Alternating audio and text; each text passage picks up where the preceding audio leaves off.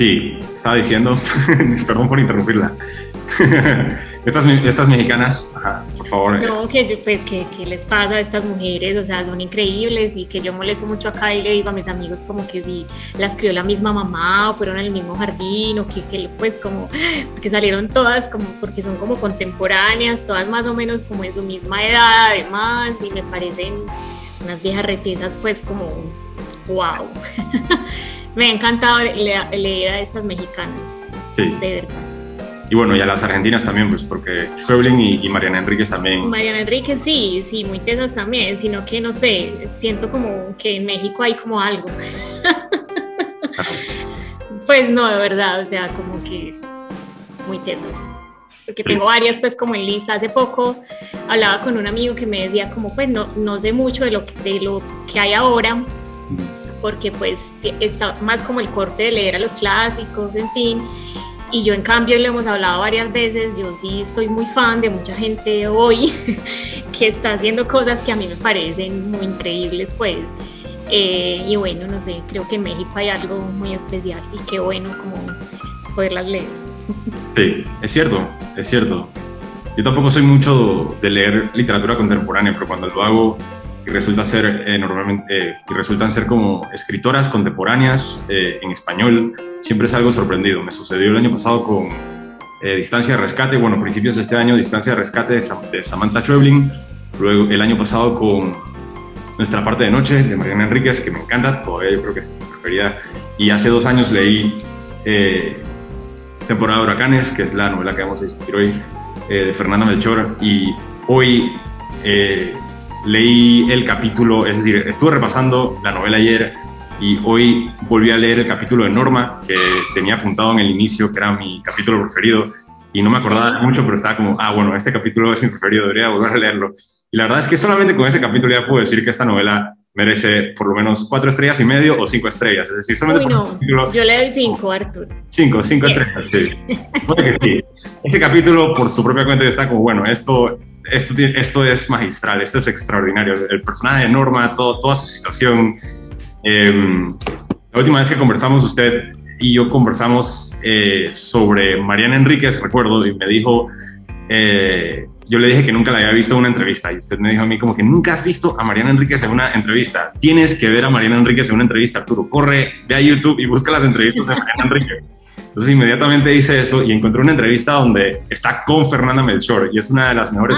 Ay, esa no la he visto, la tengo que ver. Sí, es muy buena, es muy buena. Entonces están Mariana Enríquez y Fernanda Melchor conversando y por un momento dado le preguntan a Fernanda Melchor si ella escribe terror y ella dice como, no, para nada, yo no escribo terror, mis novelas no son de terror. Y Mariana Enríquez se muere de la risa y dice como, Fernanda, tú escribes terror, esto es terror, esto no es otra cosa más que terror, no te hagas, por favor. Es decir, no nos vayamos ahora a separar los subgéneros y hablar sobre que la literatura no tiene límites, no tiene bordes, en realidad yo escribo de otro espacio, esto es terror, tú nos quieres asustar, nos estás asustando, Fernanda, no te hagas. Y me parece muy gracioso el intercambio entre las dos escritoras, quienes claramente se admiran muchísimo. Es decir, me pareció muy pero es que pues además hacen parte de ese boom que hay ahora, porque pues, o sea, no sé, eso es un boom. Pues hay mucha gente, ahorita hablamos pues como México, bueno, sí, no solo México, Argentina también, pues España, pero creo que sí, es como una camada de escritoras, y yo hago el énfasis en escritoras pues porque las he encontrado más en la literatura escrita por mujeres, y pues obviamente me falta mucho por leer y también sé que hay gente haciendo cosas muy geniales. De hecho, no sé, ahorita quizás si hablamos de lo que estamos leyendo, te cuento lo que estoy leyendo, pues que no es una mujer, pero también me ha sorprendido increíblemente. Pero bueno, qué bueno, voy a buscar esa que no la había visto. Yo he escuchado unas de Samantha Schweblin con Valeria Luiselli, ellas dos conversando, esa sí la he visto, pues que también son como dos referentes de esta camada pues de la que hablo. Y esa novela, Arturo, de Temporada de Huracanes, pues yo he hablado de esa novela hasta por los codos, con todo el mundo. Siempre les estoy como recomendando esa novela porque sí me pareció impactante y tiene razón Mariana Enríquez cuando dice que eso es terror, porque eso es terror. Y además es como, yo no sé ni siquiera qué más, porque es como es la vida real. Es como, juepucha, es que esto que es terrorífico, pues yo leí esa novela y tuve... A veces tenía ganas de vomitar, a veces me dolía el estómago, a veces sentía asco, a veces me daba una tristeza impresionante. Y yo, pero esto es tan horrible y no puedo parar de leerlo y no quiero parar de leerlo. Entonces sí, es el terror de la vida cotidiana en muchos lugares. Me pareció muy, muy genial esa novela y tú me la habías recomendado hacía rato, pero yo no la había pues leído hasta que por fin lo hice y mi lectura sí es reciente de este año, yo creo que es de hace un mes alguito, y pues como, ay, no puede ser porque no la había leído antes. Entonces, bueno, y voy a hablar como de la novela más como en los recuerdos que tengo porque me pasó algo y es que yo nunca había leído libros digitales. Y este año me regalaron una Kindle y empecé a leer ahí unos libros porque pues estoy en un proyecto personal en donde tengo que leer una cantidad de cosas muy específicas y bueno, y no puedo pues como acceder al libro físico como quisiera, espero que en un futuro sí. Entonces esa novela la leí en la Kindle y ayer fui a mirar las notas y los subrayados de la Kindle para poder hacer un repaso también y tener esta conversación contigo y me pasó algo que me suele pasar a mí con la tecnología y es que no aparecía ninguna nota y ningún subrayado y yo, pero ¿cómo así? ¿Dónde están mis...? Bueno, para concluir, no los encontré, se me desaparecieron, seguramente yo hice algo para que no estén ahí, eso pues es, porque yo soy cero tecnológica, soy como la abuelita de la tecnología. Entonces los perdí y yo dije, no puede ser, y pensé en que, pues que definitivamente el libro físico, o sea, como que yo soy es del libro físico, es como fue pucha, o sea, a mí no se me va a perder un subrayado porque yo subrayo los libros y lo hemos hablado, y ahora es como ya, no está, se fue, se eliminó o yo lo eliminé, y lo lamento mucho porque sé que tuve muchas notas, pues tomé mucha nota y subrayé muchas cosas de la novela, entonces trataré como de evocar porque no lo tengo pues como tan fresco y eliminé esos comentarios, pero aquí lo tengo pues y ha sido como de las lecturas de este año una de las más increíbles.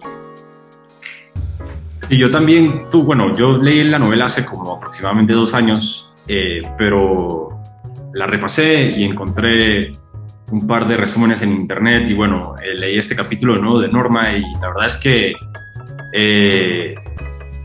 sí logré tomar apuntes y ya tenía apuntes también en mi copia física, por suerte, entonces por suerte no perdí mis apuntes, pues porque qué miedo eso, qué miedo perder mis apuntes. Ay, sí.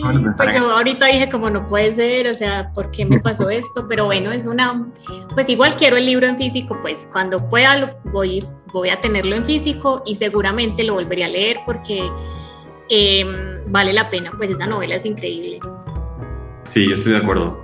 Solamente como por contexto lo voy a mencionar, pues la novela está dividida en 8 capítulos y trabaja en un modelo narrativo muy parecido al que utiliza Gabriel García Márquez en su novela El otoño del patriarca. Cuestión que la mismísima Fernanda Melchor menciona en los agradecimientos. Ella misma dice como le da las gracias a alguien que le recomendó, una persona que le recomendó El otoño del patriarca en un momento adecuado, y en una de sus entrevistas ella también menciona el hecho de que, que la influencia es directa, porque El otoño del patriarca también utiliza un modelo muy parecido al que vemos aquí, algo muy parecido a lo que hace también José Saramago en muchas ocasiones, bueno, no en muchas ocasiones, siempre, en donde no hay puntos y aparte, todo está escrito en párrafos seguidos, y ahí se desliza el narrador entre las distintas conciencias de los distintos personajes, es decir, que el narrador no es un narrador necesariamente omnisciente, sino que es un narrador que entra y sale de distintas conciencias, de distintos puntos de vista, como si fuese la conciencia colectiva de este pueblo, La Matosa. Entonces, por un momento dado está narrando un evento en tercera persona e inmediatamente puede entrar en la conciencia de uno de estos dos personajes y lo narra en primera persona, y luego entra en la conciencia de otro personaje en el mismo evento y lo narra desde otra perspectiva. Y va cambiando de una manera excesivamente fluida, pero sí es cierto que la novela tiene como una estructura donde se basa cada capítulo en un personaje en particular. Entonces son 8 capítulos. El primero es donde encuentran el cadáver, que es como el gancho. El gancho inicial es que encuentran el cadáver de la bruja. Hay un femicidio al inicio de la novela. No sabemos absolutamente nada de lo que está sucediendo alrededor, solamente sabemos que es un personaje que se llama La Bruja. El segundo capítulo es sobre la bruja, donde aprendemos todo sobre este personaje que me parece que es grandioso. No sé si es el mejor personaje, yo creo que el mejor personaje de la novela sigue siendo Norma, pero me encanta el personaje de la bruja. Yo creo que el personaje de la bruja es probablemente el segundo mejor personaje. El tercer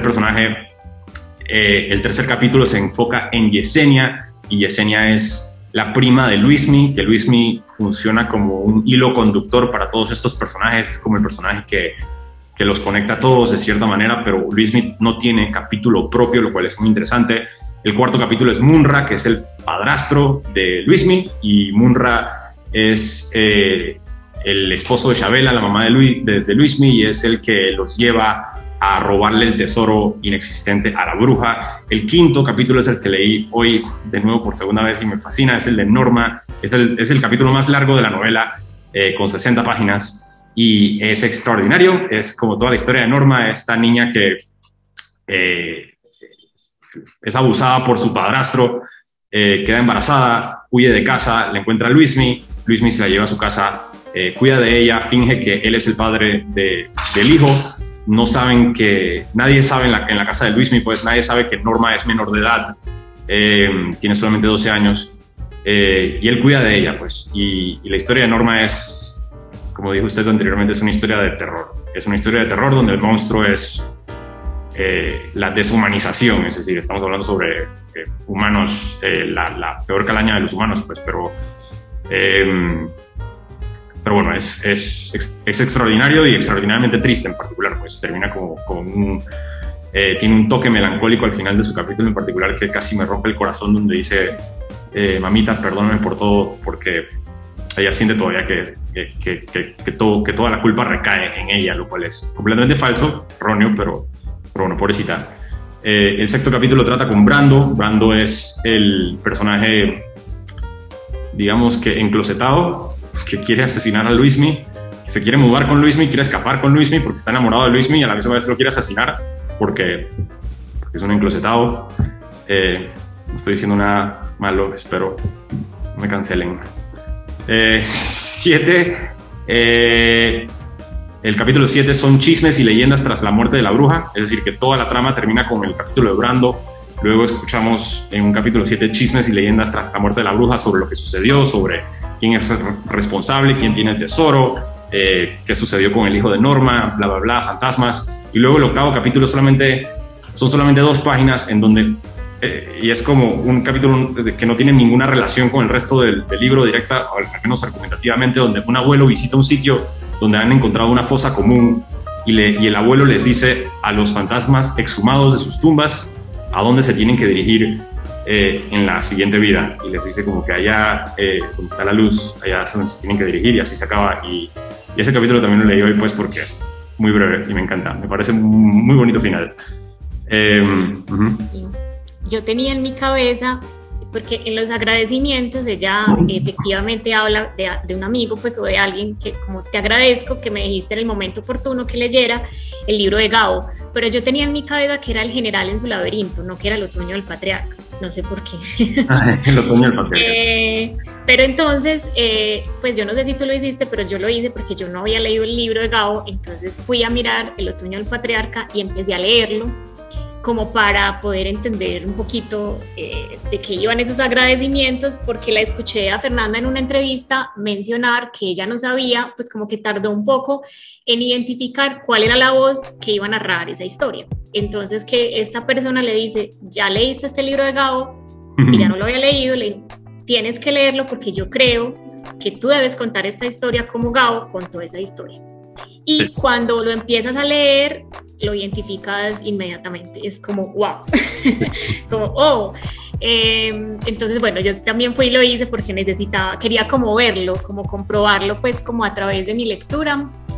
Y si uno hace ese ejercicio, puede que ni siquiera se lea el libro de Gabo completamente, pero empieza pues como a leer la novela y se da cuenta de lo que le estaban diciendo a Fernanda y de que efectivamente es la misma voz. Yo se lo contaba a un amigo como, es como si la misma persona te contara dos historias que no tienen nada que ver, absolutamente nada que ver, pero como si tú inmediatamente al hacer el ejercicio de la lectura del libro de Gabo supieras como, ah, sí, es como, es la misma voz que me contó Temporada de Huracanes. Entonces es interesante como el ejercicio como desde la comprobación desde la lectura.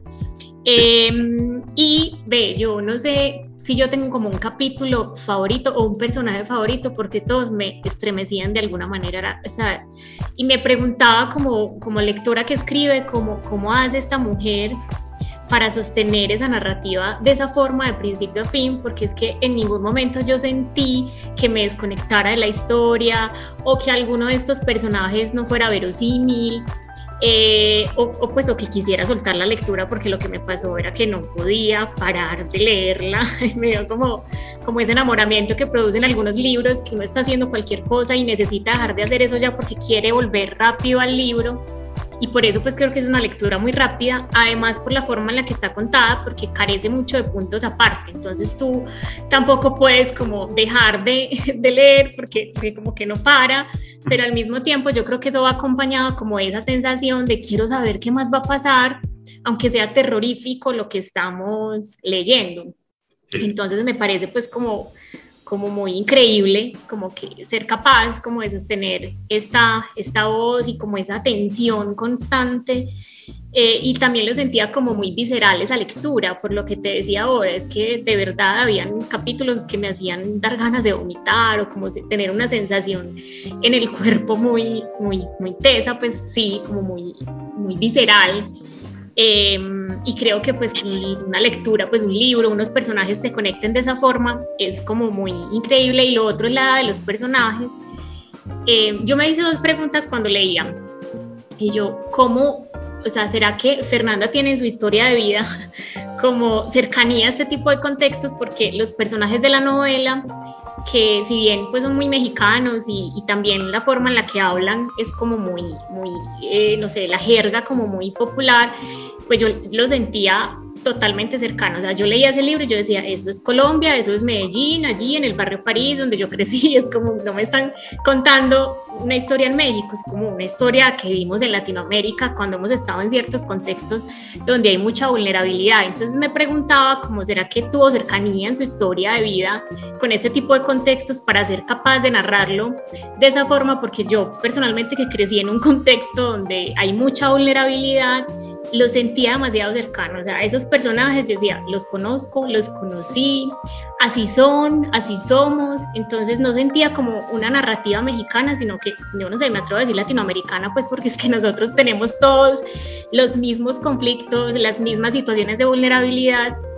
Entonces eso también me parecía como muy increíble, como wow, parece ser narrado en el barrio donde yo crecí. Pues como incluso recordaba el personaje del barrio, que era el brujo, pues que en este caso no era una bruja sino un brujo, y como ese, yo me atrevo a decir como ese personaje tan arquetípico, ¿cierto? Porque ahí sí que trasciende pues como los tiempos, es como siempre hay una bruja o un brujo, siempre, o sea, siempre hay alguien que tiene como esa potestad, y de hecho la novela, pues que si bien es ficción, pero parte de un asesinato en Veracruz, aunque encuentran efectivamente pues el cuerpo de una mujer a la cual asesinan por brujería.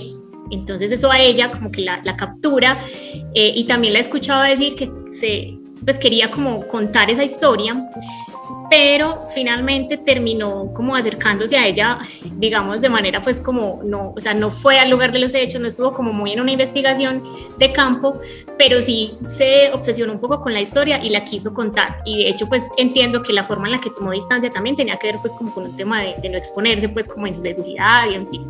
Pero entonces sí parte pues como de un asesinato, efectivamente pues por brujería. Y a partir de ahí, lo que también me llama mucho la atención es que cada personaje, o sea, los personajes de este libro son los personajes más marginados que existen todavía hoy. Es como este libro narra el maltrato, narra los abusos sexuales, narra la misoginia, narra la homofobia. Es como si Fernanda hubiese reunido en un solo libro lo peor que somos como sociedad. Pues sí, yo decía como wow, y por eso me parece una lectura incluso muy dura. Yo también leía, y sobre todo ese capítulo de Norma es muy, muy duro. Y sobre todo pues entender que todavía sucede, o sea, que no nos están contando nada que haya pasado hace mucho tiempo, sino que sigue siendo como la problemática de personas en nuestra cultura muy vulnerables, ¿cierto? Como esos escenarios donde hay tanta pobreza, donde hay tanto maltrato. Y bueno, eso en ese sentido, pues cuando hablábamos ahorita de que Mariana Enríquez le decía que escribía terror, quizás sea pues lo más terrorífico, porque es una ficción que finalmente está dotada de la vida real. Y eso es muy duro, es como, somos esto, sí, somos eso, somos algo horrible a veces, entonces es duro por eso. Sí, Mariana Enríquez, perdón. Fernanda Melchor tuvo originalmente la idea de escribir una novela de no ficción al estilo de Truman Capote, lo cual también ya me llama mucho la atención. Me gustaría que algún día lo haga, pero que no se exponga nunca a ningún tipo de peligro. Pues, pero me mencionó específicamente eso, pero dice que la mayor parte de las historias que aparecen en temporada de huracanes son un amalgama de historias que sacó directamente de la prensa amarillista, lo cual me llamó mucho la atención. Ella estaba leyendo La Nota Roja, que es un periódico amarillista. Todos los países latinoamericanos yo creo que tienen un periódico amarillista. Entonces, cómo convertir la prensa amarillista en ficción, es decir, y cómo de cierta manera apuntar o explorar estos temas tabús que son explotados en la prensa amarillista para contar para hacer arte, para hacer algo perturbador pero bello. Lo cual me llamó mucho la atención su proceso, pues, porque ella misma dijo en una entrevista también que todos sentimos las ganas de expresar violencia, pero casi nadie cruza esa línea, es decir, nadie llega a cruzar ese tipo a llegar a ese tipo de extremos. Entonces, la idea de ella origina en la propuesta esta de explorar lo que sucede cuando todos cruzan esa línea, cuando solo se cruza esa línea, lo cual sucede en muchas partes, pues, en muchas partes. Sitios de pobreza extrema, sitios de marginalidad, explotación marginal. La novela trata con la corrupción sociológica y cultural que nace desde la pobreza del capitalismo global en el siglo XXI. Es decir, estamos hablando sobre una novela que habla sobre la ubicuidad de la violencia, cosa que también hace García Márquez en El Otoño del Patriarca, lo cual me llama mucho la atención. Esa novela yo la leí el año pasado y a mí me encanta esa novela. Yo sé que no es de las preferidas entre los admiradores de García Márquez porque es la que más se distancia del estilo de García Márquez en sí, pero lo que hace García Márquez en esa novela para narrar la historia de un dictador es que incorporan los elementos del realismo mágico para describir actos de terrible violencia, de violencia extrema, y lo hace también de una manera muy parecida a la de Fernanda Melchor aquí, pues donde el narrador carga cierta ubicuidad sobre el pueblo. Entonces él está en todas partes, él representa todo, él es el periódico, él es los medios, él es la hora, él es el día, él es la noche. Entonces, de cierta manera, el narrador comparte esa ubicuidad en donde puede entrar y salir de la conciencia de todo el pueblo. Él es este país en su totalidad. Entonces, puede hacerse la misma, tal vez, extrapolación con Fernanda Melchor, hablando sobre cómo La Matosa representa la explotación marginal o la ubicuidad de la violencia o la ubicuidad o totalidad de la corrupción cultural en este tipo de situaciones, pues porque cuando digo corrupción cultural me refiero a la normalización de este tipo de prácticas, pues donde hay abuso doméstico y se normaliza hasta el punto en donde de repente sucede en todas partes y nadie pestañea ante aquello, pues a nadie le sorprende y es como lo más común del planeta. Pues en el capítulo de Norma, por ejemplo, todos los personajes, no hay ningún personaje que uno pueda decir que está actuando de una manera razonablemente ante los sucesos. Es decir, a nadie le sorprende el abuso, a nadie le sorprenden las violaciones, a nadie le sorprende la pederastia, a nadie le sorprende el robo, los hurtos, los asesinatos. Es decir, estamos hablando sobre un extremo de corrupción sociológica bastante aterrador, pero nunca desde un punto de vista, en mi opinión, explotativo. Pues estamos hablando aquí sobre una realidad que nace desde la pobreza, sí, pero la pobreza esta también es causa del capitalismo global en el siglo XXI, pues porque la mayoría de las personas, o los capitalistas, pues aquí vengo yo con mi propaganda comunista, lo siento, los capitalistas por lo común utilizan el capitalismo como sinónimo de riqueza o sinónimo de dinero, pero la realidad en la que vivimos, pues el neoliberalismo en el que vivimos, el capitalismo global en el que vivimos, pues el capitalismo no es sinónimo de riqueza, sino todo lo contrario. El capitalismo global es un sinónimo de pobreza extrema, y la pobreza extrema lo que engendra es este tipo de comportamientos donde la gente se tiene que prostituir, donde las mujeres se tienen que prostituir y los hombres todos acaban presos porque también tienen que robar, y también los hombres se tienen que prostituir también en algunas ocasiones, como sucede en la novela. Es decir, estamos hablando sobre algo muy extremo donde de repente los límites de la dignidad humana pues desaparecen, porque es el único modo en el que las personas pueden sobrevivir, lo cual es bastante terrible, pues, y es un gran marco para la ficción. Es decir, me gusta la propuesta de Fernanda Melchor de explorar estos temas a través de la ficción y nunca con un ojo crítico, porque yo originalmente, es decir, si usted me hubiese preguntado, digamos que antes de ayer, si la novela era una crítica sobre este tipo de comportamientos, yo hubiese dicho que sí, pero después de ver las entrevistas de Fernanda Melchor, ahora tengo una respuesta completamente opuesta, pues, y me llamó mucho la atención su respuesta, también la de Mariana Enríquez. En la misma entrevista con Mariana Enríquez, les hicieron, en más de una entrevista, le dicen a Fernanda Melchor en esencia que su novela es una crítica del machismo y la misoginia y la homofobia, y ella en ambas ocasiones niega la clasificación y dice como que yo no estoy criticando nada, porque para ella la novela tenía que confrontar al lector, es decir, que ella tenía que confrontar directamente al lector y lo logra, exacto, lo logra. Pero ella... yo no creo que sea como una, pues, a ver, por ejemplo, con eso que preguntas, como de si fuese una crítica, yo no pensaría que es una crítica, porque en ningún momento, digamos que el libro como que te da una especie de moraleja, pues, o te está diciendo, mira, esto es tan horrible. Yo creo que es como una radiografía de lo real, es como si expones una fotografía, algo que es muy crudo, y eso es, ¿cierto? Es como, mira, esto es en Latinoamérica, esto es en los contextos donde hay mayor vulnerabilidad. Yo por eso me preguntaba, es como, ¿cuál sería, porque siempre que las leo y me cautiva mucho una lectura, y si están vivas y hablan de los temas y las podemos buscar en internet, a mí me parece muy valioso como el proceso de la escritura. Entonces voy y me pregunto, por eso me decía, ¿cómo será que esta mujer creció en un contexto así, por eso lo puede narrar de esa forma, o qué será? Y me encontré que no. Y de hecho cuenta en una de las entrevistas que particularmente el lugar donde ella creció, siempre le pareció que era un lugar como muy amable con la diferencia. Y lo compara como con otros estados mexicanos y dice, particularmente yo crecí en un lugar donde eso no era así. Entonces, bueno, me encanta pues como saber como, bueno, entonces no es por aquí, pero entonces cómo lo logra, ¿cierto?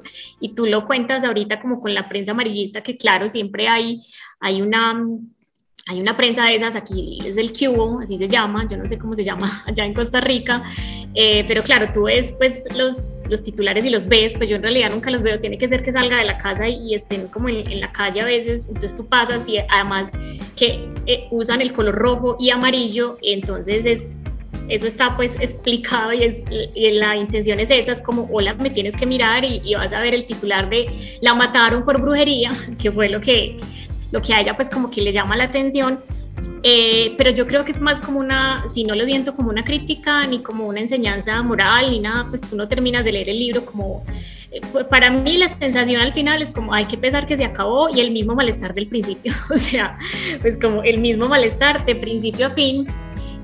Pero sí me parece muy particular que los protagonistas de la historia sea como esa reunión de todos los marginados, porque ella no cuenta la historia de la bruja solamente, cuenta la historia de muchas otras personas que están pues relacionadas entre sí y cada uno tiene un drama muy particular y eso está mostrado de una manera muy cruda. Por ejemplo, tú ahorita hablabas de este chico que quiere matar a Luis, se me olvidó el nombre del personaje, Brandon. A mí me llamó mucho la atención, por ejemplo, también ya desde el punto de vista psicológico, la construcción psicológica de ese personaje, porque tú al final, o esa fue mi lectura, que Brandon es un asesino, o sea, ahí ya se instaló en su estructura, yo no sé, una psicopatía, si se quiere, porque cuando empiezas a hacer como la radiografía del personaje, también mencionó querer matar a la mamá, y hay una escena con la que yo sufrí impresionante, y es cuando ya se está terminando su capítulo, y él te está describiendo que va a violar, que va a abusar a un niño, que está jugando las maquinitas. Y en ese momento, o sea, lo que hace que eso no suceda es que es el preciso momento en el que llegan y lo capturan. Pero cuando tú te vas como dices, claro, está totalmente construido para que ya en ese momento de su vida en el que está, que son adolescentes, tienen como 18 años, pues están muy jóvenes, ahí ya uno ve como digamos, esa estructura de aquí ya hay una persona que, digamos que, pues como tú lo decías ahorita, quizás sea también víctima del sistema, ¿cierto? Creció en las condiciones más paupérrimas y tenía todo a su alrededor para que se terminara de estructurar de esa forma. Entonces sí, es muy complejo pues como todo lo que se narra ahí y me parecen muy verosímiles cada uno de los personajes, o sea, a todos les creí completamente y particularmente ese, ahora pues que lo recuerdo hablando acá contigo, sé que en el momento pensaba eso, incluso me devolví como a leer algunos aspectos de su capítulo porque me pareció muy bien hecho, es como así, señoras y señores, la sociedad contribuye a que haya un pederasta, a que haya un asesino, bueno, y ahí ya hay temas pues como mucho más complejos porque claro que también es una radiografía social, porque asociado a lo que tú dices, Arturo, del capitalismo, ahí creo que también queda muy plasmado la relación de poder que hay en el capitalismo, ¿cierto? Y es como, claro, por ejemplo, este ingeniero, que pareciera ser un personaje también secundario y que es el que promete en el pueblo como estos empleos y estas cosas y finalmente hace uso pues como de poder para subordinar, también para abusar, también para, bueno, en fin. Entonces, sí me parece que es como una radiografía muy pura de lo que podemos ser, pero no sentí como una moraleja, pues, o una enseñanza. El libro no te deja nada, crueldad. Pues es como, mira esto tan cruel y ya, eso es todo.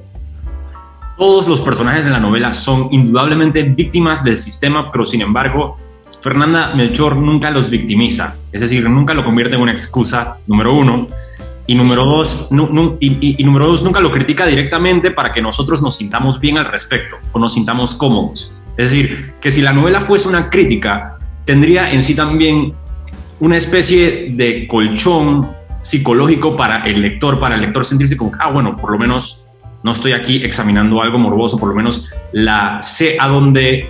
sé cuál es la opinión de Fernanda Melchor, aunque sabemos la opinión de Fernanda Melchor.